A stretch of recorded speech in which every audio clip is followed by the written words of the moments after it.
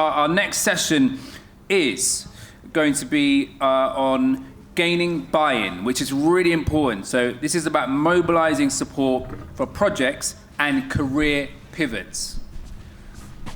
They're going to discuss everything from effective pitching strategies, persuasion techniques, to building alliances and garnering support while demonstrating project value and impact, ways to handle objection and also resistance that will come. So please give a massive warm welcome and a round of applause to Sharla-Jaye Duncan, founder of Journey, Prash Theva, CEO of Carlton Leisure, Amani Simpson, award-winning coach, filmmaker and entrepreneur, and Dean Aston, people and talent director for Carwow. Give them a round of applause. Thank you. Thank you for coming here today. Oh, my pleasure. Can you wave at the back just to tell me you can hear me? I normally have an outside voice only, so that's normally not a problem. Welcome, everyone. I love this topic for a few reasons. I'm 15 years into my career and have raised millions for the social impact organisations that I've run or sat on the boards of. And gaining buy-in is where it started for me, connecting with other human beings and having light bulb moments, and using that to get traction from people with the resources, the money, the power, the positions to support my causes has been my day job for 15 years. So being able to share some insights and meet some other incredible human beings who've also been exceptional at gaining buy-in, is a real pleasure. I am going to start by asking you all to introduce yourself a little bit about your organisations and what you do. Okay, thank you. So hey everyone, it's great to see you. I am Dean Aston, the Director of People and Talent at Carwow. And Carwow is an online marketplace, and it's the #1 destination to buy your car, sell your car, etc. So we are in the building. Carwowers, can you give us a wave? All right, just over there. So we are in the career booth as well. We've recently done a fundraise as well. So with that, we are hiring across technology, commercial, and product roles as well. So we are really keen to speak to you. Thank you very much, Dean. Prash? Hi guys, I'm Prash Theva, CEO of Carlton Leisure and Tiger Bay International, a hospitality group. It's a pleasure to be here. I see a familiar face in the room today and talking all about relationships. A friend of mine from school, Daniel Lewis, who was a Commonwealth jumper, if you see him at the back there. So it's all about relationship and supporting one another. And it's a pleasure to be here today. Thank you, Prash. Good afternoon, everyone. My name is Amani Simpson. I am a youth coach, a filmmaker. I run a youth organisation called Aviard. It's nearly 10 years into the game now. We spend a lot of time empowering young people through digital media, personal development and enrichment opportunities. And probably about 6-7 years ago, I pivoted from being an estate agent, I used to have my own property business, into full-time youth work. And I love it. It was the best ever choice I made, so there you go. Yeah. Great. So it looks like what we have, or who we have among us, are a mixture of entrepreneurs, leaders, youth workers, and someone who's built a credible career coming up through organisations. And I share that because depending on the pathway you all want to take, if you've got any questions, it might be worthwhile bearing that in mind for the particular individuals in mind. All right, I've got the easy job of just asking the questions. I'm going to start with you, Dean. Could you discuss the significance of self-belief and continuous learning in overcoming imposter syndrome during a career pivot? Second part of the question is, what strategies would you recommend to professionals facing similar challenges to help them to adapt and thrive? Wonderful, thank you.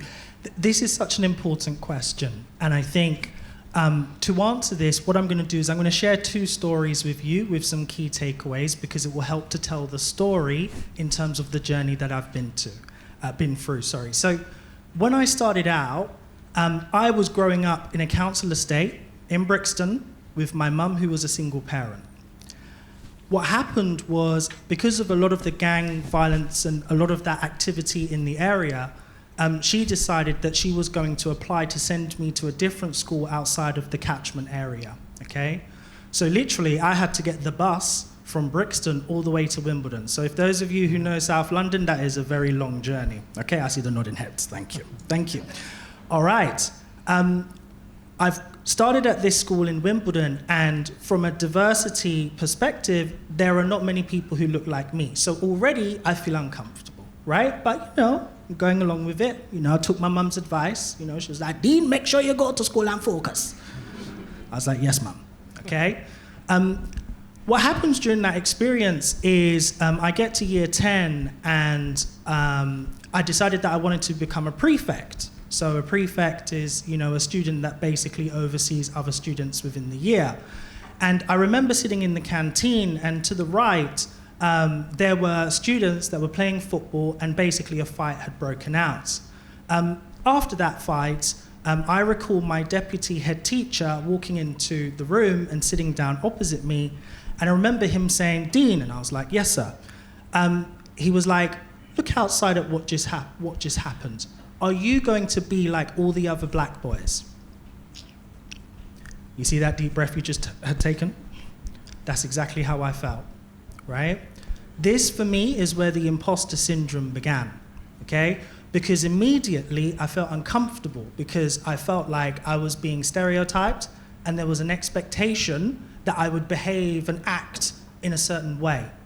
But I vowed to myself that I would prove that assumption wrong, okay? I think the first takeaway from that story is that sometimes you will have experiences that you internalize, okay? And it's really important to make sure that you constantly believe in yourself, because the challenge from a career perspective requires you always to keep going, to not give up. So then we move to the second story, okay? A number of years ago, I was working for a technology startup called Babylon Health. Is there anyone here who had heard of Babylon Health before? Yes, I see the hands. Yes, hands, great. This was a technology business that at the time was scaling so quickly. So I joined in 2017 when there was about 250 employees, and the business scaled to well over 3,000 employees in less than 4 years.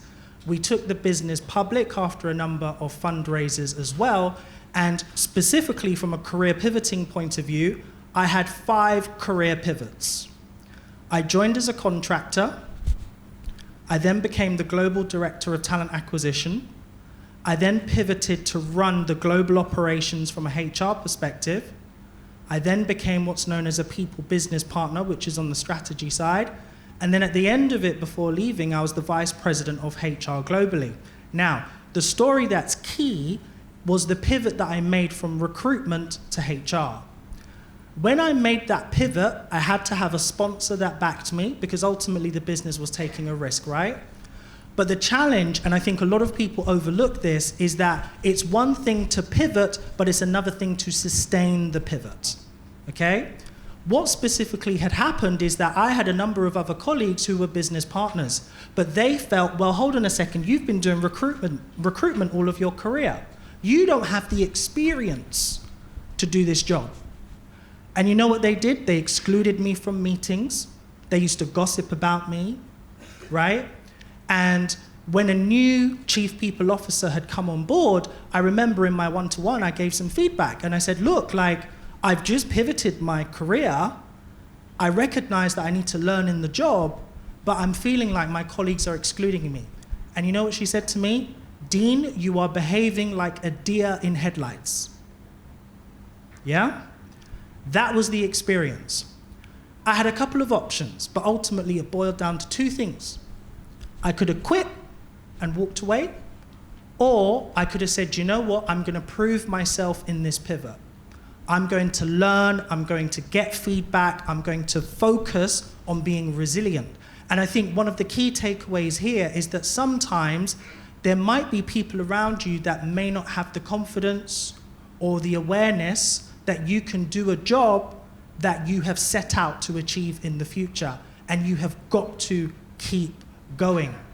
The journey from the black boy from the council estate that was used to seeing the gangs to the global director of HR and talent at one of the best companies I've ever worked for in my career has been a journey of consistent pivots. But I think the one key message that I would focus on from a strategy point of view is start with the mindset first, okay? When the self-doubt and the imposter syndrome comes to knock at the metaphorical door, do not answer it.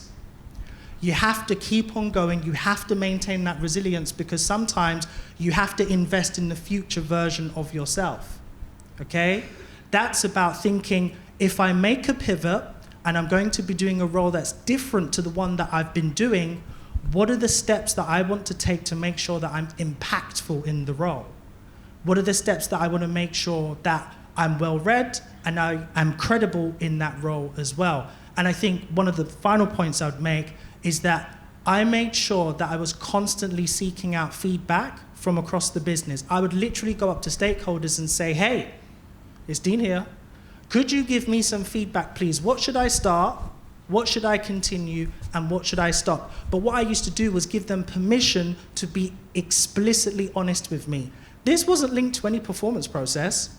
And I used to write down every single thing that I had learned about how to improve my performance and my game so that I could apply that and continue improving to make those pivots. Every single pivot that I went through, I had a sponsor and I had allies across the business that were willing to back me as well. So hopefully there are some key takeaways there. Thank you, Dean. Although the organisers might not like me for this, I'm going to go off script and ask you to dig a bit deeper there. Sure. You mentioned about the importance of overcoming imposter syndrome, and that is definitely on theme. However, how, in the moment when you're walking into a room, knowing that your colleagues don't necessarily rate you, like you, respect you, or you're walking up to a senior stakeholder knowing that they're super busy and you're stealing 5 minutes of valuable time. I'll give you an example for me. Before, I didn't do it today actually, but when I raised hundreds of thousands for one particular company, and then I had to talk to the investors, the first thing I did was say, pull a silly face for me. And they all did. And it just told me they were human and broke down that kind of formal, stale relationship that could have ensued, right? So that's a strategy that I sometimes use when I'm public speaking. What strategies practically do you use to kick your brain out of imposter syndrome and into the authentic, brilliant version of you? And what could people do if they're facing that? Sure thing. I think there's a number of different things. I think, first of all, the foundation is to start with self-belief, okay? That's the number one thing. Practically, if you're about to go into a room to advocate for yourself, what's really important is to talk about the impact that you feel you will make in the future, or the impact that you would make in the role that you are seeking to pivot to. When it comes to talking about how you can be effective, it is always good to talk in the frame of what problem are you trying to solve and what impact do you feel that you will make. I was speaking to someone earlier in the Career Fest section, a gentleman who was a pharmacist, and he said that he wanted to move across into a sales role. And literally, like, one of the suggestions that I had for him is that there are certain skills that are just universal that you have to build. This is what I would categorize as building your economic value, okay? What I mean by that, the ability to problem solve, the ability to collaborate with others, the ability to think ahead, the ability to be resilient, the ability to keep going when others give up, right? These are all universal characteristics that whether you are making a career pivot or not, they will sustain your career through different industries, through different roles. So it's all about thinking ahead, writing down what is it that you want to achieve, and then coming up with that plan based on what you've learned. Fantastic. Thank you, Dean. That's super helpful. Prash, can you provide the most critical communication techniques, in your professional opinion, to include at a pitch to make it compelling and increase business collaborations?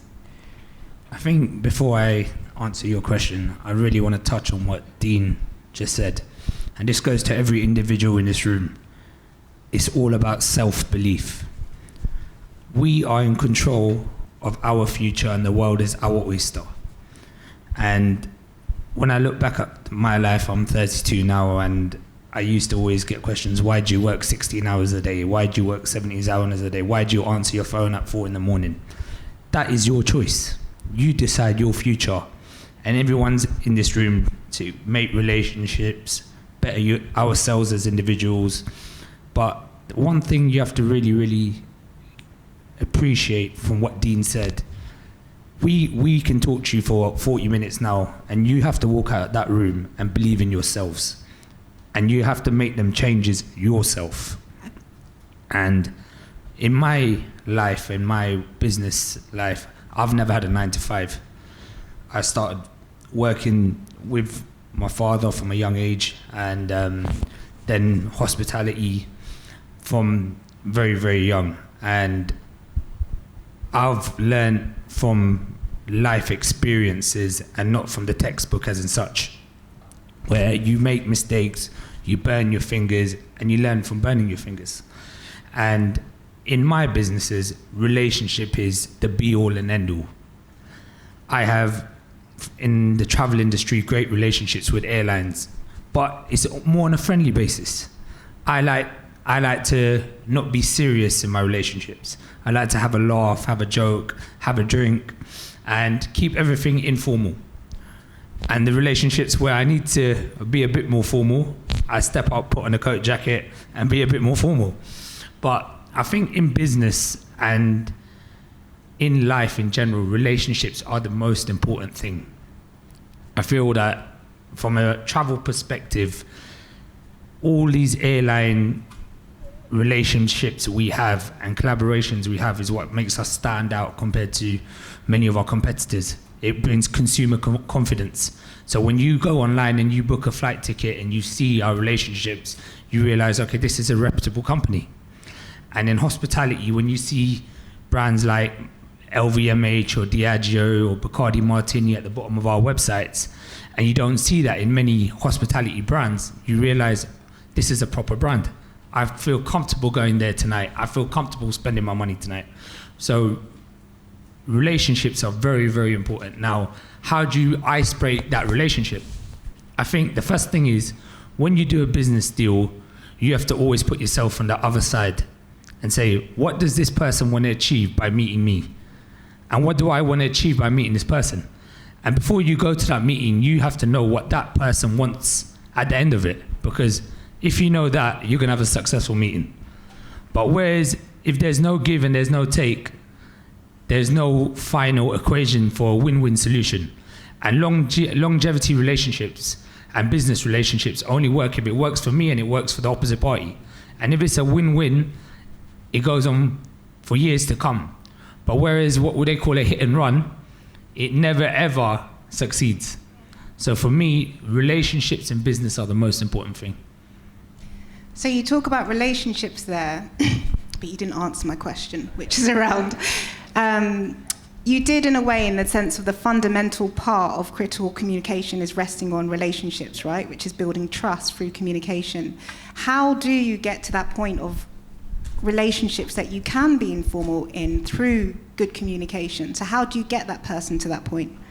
I think there's the first part of communication is either speaking or typing, in terms of you get an email, how do you build that relationship from the onset? So going back exactly to answer your question, most relationships are done by introduction. I think you're introduced to somebody or you're CC'd in an email, and then you have to follow that up. I think with a lot of people forget to follow that up. Be the first person to push. Build that type of conversation, the clearest conversation. If someone is comfortable talking to you, they will open up, and then you explore different avenues. But if you don't push for that conversation, that icebreaker, to say, okay, hi, nice to meet you, I am so-and-so, nice to meet you, how can we move forward on this topic, or I have these topics to discuss with yourself. It never moves forward to build a relationship. Once you've got past that first hurdle, then it's about maintaining the relationship. So if you take from my role in what I do in my company, I look to meet airline managers every 2 months. I like to keep in touch. I always like to let them know what's going on in our company, even if they don't ask me. So then they know I'm keen to maintain this relationship. then all of a sudden they start emailing me on their own back, and then you build this relationship. But if no one takes it upon themselves to make that first move, you will never build a successful relationship.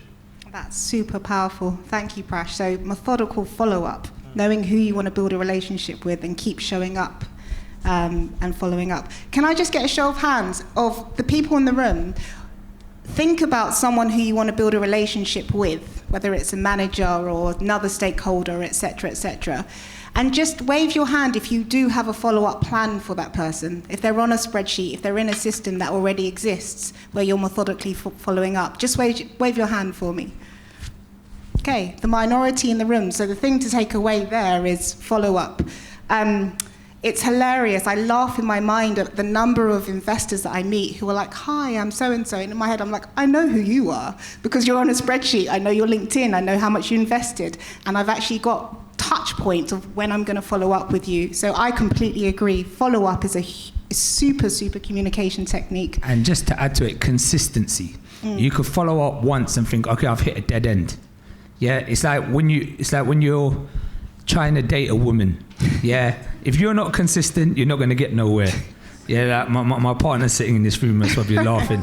But is it consistent or harassment? Which one? Yeah, and there's a thin line between the two as well.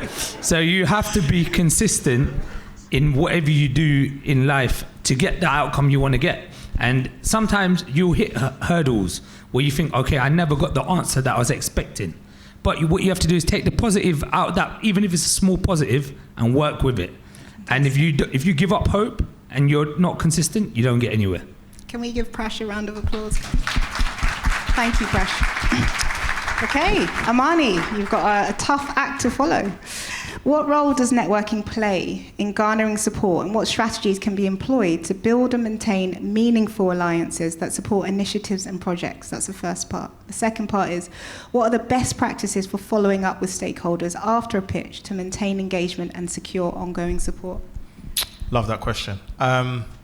Networking is key, as you guys all know. I feel like you've got to be intentional with your time, though, because you can definitely be outside all week, going to every event. And it's a lot of energy. There's a lot of people that are introverted, that don't necessarily like walking into a room and having conversations with people. So you've got to try and find little tricks and kind of strategies that help you to kind of expel like a certain amount of energy in one and have like maximum results. So I'm going to give you some gems if that's cool, right?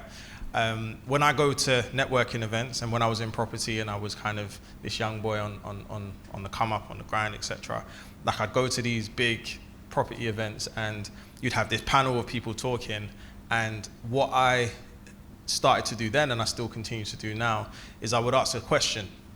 If there was a Q&A, and I feel like people are going to do this now that I've made the suggestion, right? But if there was a Q&A, I would basically say, hi, my name's Amani Simpson, I do X, I do da-da-da-da-da, and I'm looking for da-da-da-da-da in the room. My question is, and you've got to make sure it's a good question, but you've essentially then introduced yourself to everybody in the room. And then from that point, anyone that is interested in what it is that you've said is going to come and talk to you. You don't have to walk around and have conversations, right? Because, listen, right?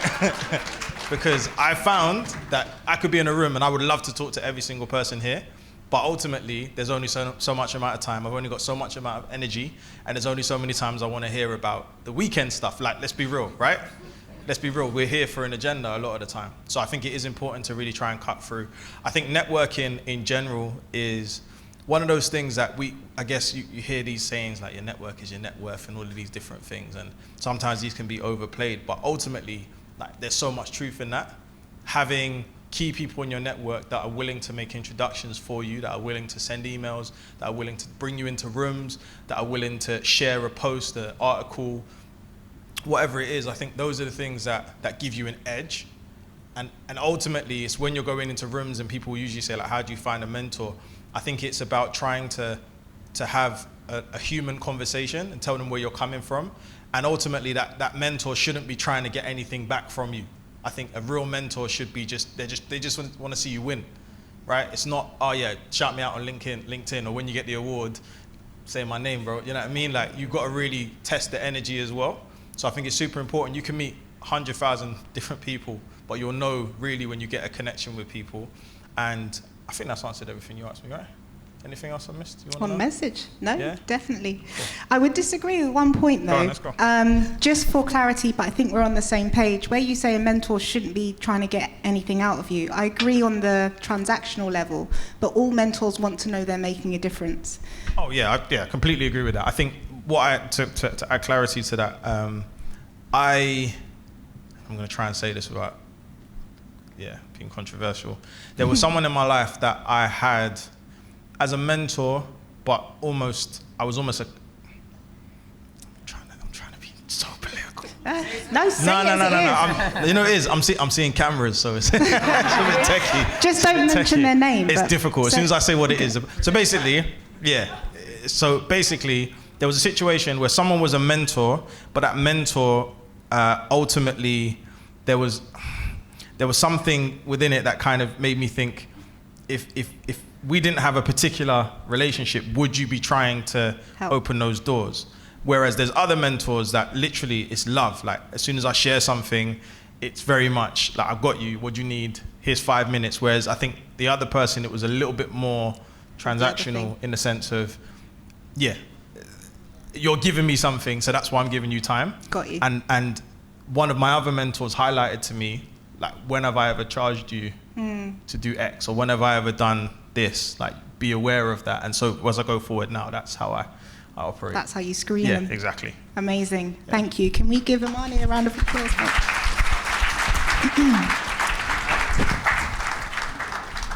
Q&A. Okay, so over to the floor for Q&A. Oh, are we doing QR code Q&A? Sorry. Yeah, so sorry, forgive me. QR code. I've just My need bad. to connect the mic. Okay. While I'm up here, I'll just answer the question. We've had a few questions in, so I'll start with the first one that I received. How do you know when the pivot is wrong for you? How long should you give it before pivoting out? Oh, that's a good question. So, I think there's 2 stages to the pivot, like I was saying before. So I think before a pivot, it's about planning ahead. So it's thinking about, okay, if it's a career move within the company or outside of the company, being clear about what you want to get out of it. There's a couple of things that you have to invest in terms of time to make sure that you've got the sponsors, the allies, the underlying confidence, and then you make the move, you make the pivot. After that, it's about matching up what you had initially set out to achieve. Is that what you're experiencing? And having the self-awareness and the honesty to make a decision about it. Now, sometimes the career pivot, the benefit of it takes a bit of time. I'll give you a quick example. Let's say, for example, that you're working in recruitment, but you want to move to finance. You might find that in that transition, the salary might not be the same. The job level, the status, the lifestyle, all of the things linked to that move might not be the same, but it's an investment. So you want to be really clear in your mind, how much time do I want to give it before I see the benefit and the return on this decision that I've made? Because I think the risk associated with career pivots, I mean, it sounds nice, but it's high risk, right? So the advice would be the more that you do up front to plan in advance, that should help to reduce the likelihood that you make the jump and it's the wrong one. Okay? Just to add from an entrepreneur perspective as well, because I meet a lot of people that work kind of standard 9-to-5 jobs and then say, I'm going to go and start a business. And business isn't for everyone. I'll say it again, business isn't for everyone. There's a lot in running a business, being entrepreneurial, as you said, lots of kind of foundational things that need to be embedded into you to really push through all the different challenges that come with trying to get your vision from your head into reality. And so that therefore I would suggest that if you have the ability prior to making a pivot to have a good amount of savings, to have started this on a Saturday in an evening before you just do the, YOLO, I'm just leaving work, right? Because, direct debits don't miss, guys. Hey. They don't miss. 100%. The only day they miss is bank holiday, and then they're waiting for you the day after, right? And reality is, you know, like not everyone is willing to go toe to toe with a bailiff in order to get your idea off the ground, right? Some people you're gonna crumble, and that's fine, right? Sometimes the job security is super, super important. Like, if it's not for you, allow it. Come back to it later on, build the confidence, and you can still do it, but just maybe not throwing all your eggs in that initial basket. That's what I would say. Amazing. Thank you, guys. So we'll just answer one more question. One that I find quite interesting is, what impact does having a non-English sounding name play in networking? I'm going to start with Prash. So, some of you, or all of you might not know, I'm from a Sri Lankan background, from the north of Sri Lanka, from a place called Jaffna. If you take my name over there, add another 5 letters to my first name, and add 5 letters before my second name, and that's my full name. And I think having a long name, people look at it, especially when I was at school, and I went to an all-boys school, and very, very multicultural school, and you see all these long African names, Sri Lankan names, Asian names, and then when you got into business, I realized that sometimes just writing this name on the paper just took ages, and I shortened it. But then when someone sits down and goes to me, they go, "Prash ain't your real name. What's your full name?" And I think having a cultural name has its pros and it has its cons. And I think you have to work out in the industry you're in, would you like to keep your full name there because of the people you work with and the environment you're in? And I know everyone says sometimes having your full name is the best thing out there. Sometimes it isn't. And reality says that. So you have to make that own decision yourself to say, in the environment I'm in, is having my full name work for me or does it not work for me? And that's the truth of the situation. I love the honest reflection. Can I just jump in? So my partner has, probably a 10, 12 letter name. And when I met him, he gave me his English name. And when I picked up his driving license, I said, "Bro, come on, come on." And ever since then, that was like week 2 of us meeting, I said, "I'm never going to call you by your English name because you went through life trying to hide and shield and call yourself this 5-letter name." Luckily for him, he's a barrister, so he is at the position where he can now choose to use his name, but for decades he felt like he couldn't. Sharla-Jaye is double-barreled, and that's because my parents had an argument, and one called me one name and the other called me the other name. My mum didn't want me to be known as Jay because she thought it was J, 4 letters. She thought it was too unique, right? And my honest response to that is, if you don't want to work with me or honor an interview or give me something because of my name, it's your loss. I don't want to work with you. And I know, I get it, but come from a position of power. There are 9 billion people on the planet. If person X doesn't have the bandwidth of mind to invest in you, whether it's your career or otherwise because of your name, you're in the wrong place anyway. Go find the person who will, is my honest response. Near enough word for word, was going to say. Okay. +1. Brilliant. Yep, thanks. That's all the questions we have time for, so I'll give it over to Alex.